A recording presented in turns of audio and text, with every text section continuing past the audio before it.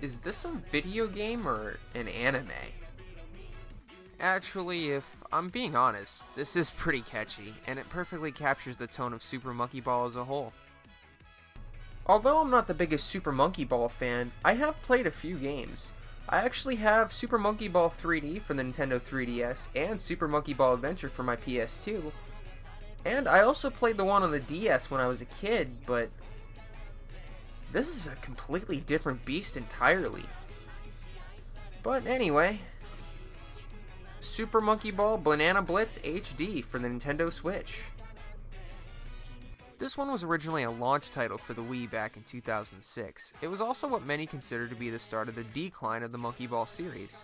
So many people were surprised when Sega announced that this game was getting the HD treatment instead of, say, Super Monkey Ball 1 and 2, which were both universally loved by everyone. But Sega went ahead with it anyway, and after a few months my curiosity piqued and I decided to give it a shot.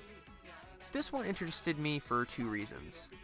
One, I've only played one other console Monkey Ball, and that was far from faithful to the arcadey origins of the series. And this game was an easily accessible way to get my feet wet in that.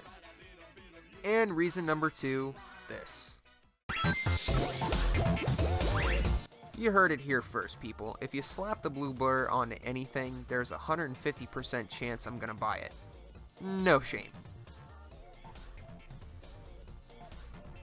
Anywho, I've spent quite a bit of time with this game the past few days, and I think I've learned more than enough to thoughtfully share my experience with all of you.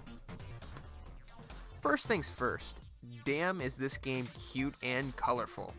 I mean it. Aesthetically, it all screams early 2000s arcade graphics, but everything is clean cut and beautiful to look at. Character models and environments are fairly simple, but still look pretty damn good and really benefited from the HD makeover, especially if you compare them to the original. Colors pop well in each environment, as each track uses a lot of complementary combinations to help everything to stick out and be much easier to see. The music is pretty dang good too. Like I said, the title screen is super catchy, and there are plenty of other tracks as well. Personally, I like the music for Smooth Sherbet and Sinking Swamp the best. More on that in a bit. Unfortunately, this is where things take a turn for the negative. So, before I got this game, I wondered why so many people didn't want this game to be remade over the others. Then I started playing Banana Blitz HD, and suddenly everything started making sense. You see, Super Monkey Ball Banana Blitz HD, as I said before, was a Wii launch title. As such, the game was designed around one idea: motion controls. Because of this, levels were made to either be more forgiving or even more challenging due to 2006 Wii remote controls. But now that a decade has passed and motion controls have been more or less pushed to the back burner, Banana Blitz HD was made to just use a regular joystick control scheme. And on top of that, nothing was really redesigned for the better to accommodate for it. They just moved some bumpers and other things around just a smidgen. So what does this mean? It means that I just spent $40 to not have any fun. Yeah, I'm not gonna beat around the bush here, people. This was bleh for me at best. Each level was either a cakewalk or completely infuriating for me. There were some levels, especially towards the end, that really tried my patience because I felt more like I was fighting with the game's controls than the levels themselves. Then on top of that, this was the only Monkey Ball game to be given a jump button. This was done to help players correct with their positioning. But if you really wanted to, there are some levels you can use the jump in to break entirely. Watch this one.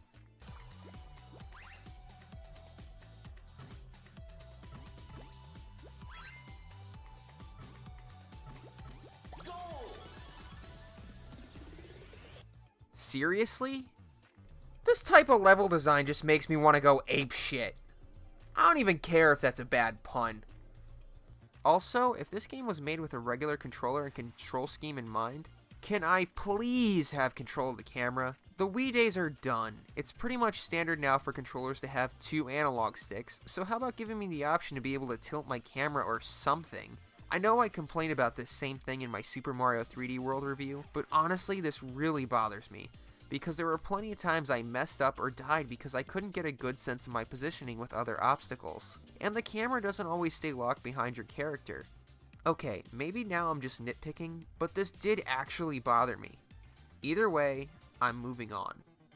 Banana Blitz HD also does something else different from the other Monkey Ball games. At the end of each world, you get a boss fight. The boss fights are all very one note, and if you pay close enough attention, I guarantee you'll find a cheap way to win. But they're there if you want them. The objective is to use your jump to hit each boss in its weak spot. Do this until the health meter runs out and you win. The only boss fight I really liked was the one in World 4 because it actually changes things up. It's more of an obstacle course than it is a fight, and I kinda liked having to be alert and avoiding everything it threw at me. The only purpose these fights serve is to tie together the game's extremely thin narrative. Basically, the monkeys have these 8 really cool bananas. I think they're made of gold or something though, because this big ass pirate dude shows up and steals them. So our 6 monkey friends, AI, Mei, Baby, Gon, Yan, and Doctor set out to the game's 8 main worlds to defeat each boss and get their bananas back, and that's about it.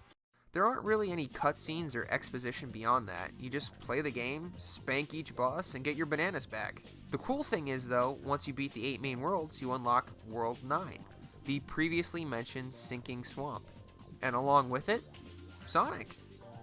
Sonic is nice because he has much tighter controls and probably the best handling out of any character in the game, at least from what I can tell. Looking at the stats for each monkey and playing as them, I honestly can't tell much of a difference. Also, you can unlock different costumes for the monkeys, and if you collect the challenge medals you get by beating an entire world without using a continue, you get a 10th world. But honestly, I didn't bother. This wasn't enough fun for me, and I'm not sure the 10th world is really worth the hassle. But fret not, because there is one thing saving this game. Something that everybody loves, and this game excels at. The most beloved feature any game could have. A minigame collection. Now, the original Banana Blitz had like 50, and from what I hear, they all kinda sucked. But that's okay. Sega learned their lesson, and for this release, they did one even better. And by that, I mean they took 10 of the games that sucked the least and only put those in.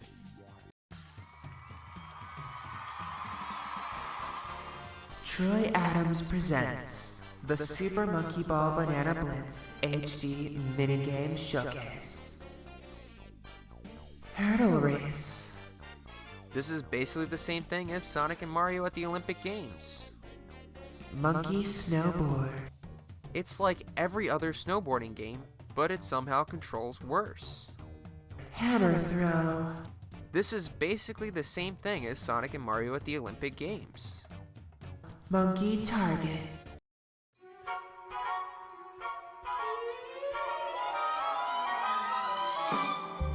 Come fly with me, let's fly away.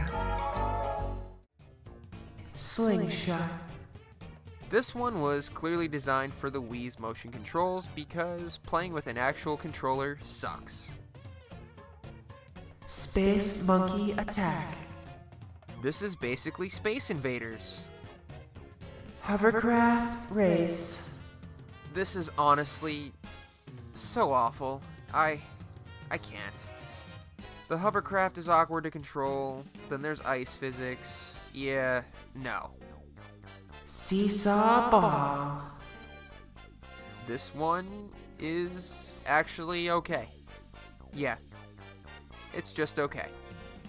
Dangerous Route. This one is basically just Super Monkey Ball, but from the overhead view. Whack-a-mole. Do I really need to? Okay. This is basically Whack-a-mole, but worse.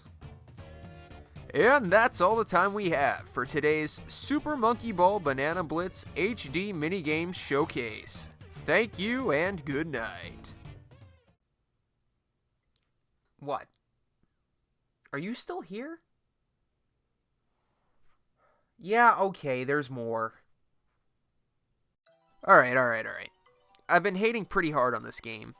Other than the visuals, anyway. But look, I have my reasons. I really wanted to like this game. And to be honest, there are things I do like about it. I already praised the visuals and sound. And some of the levels actually had a cool challenge factor, even if most of them sucked or were stupid basic. Then there's this.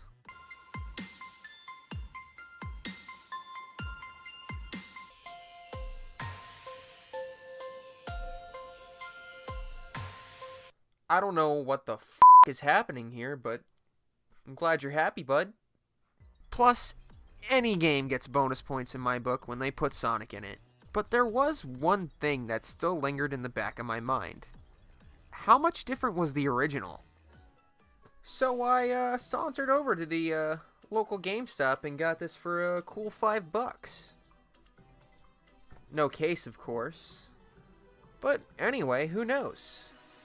Maybe this will be a better experience than this.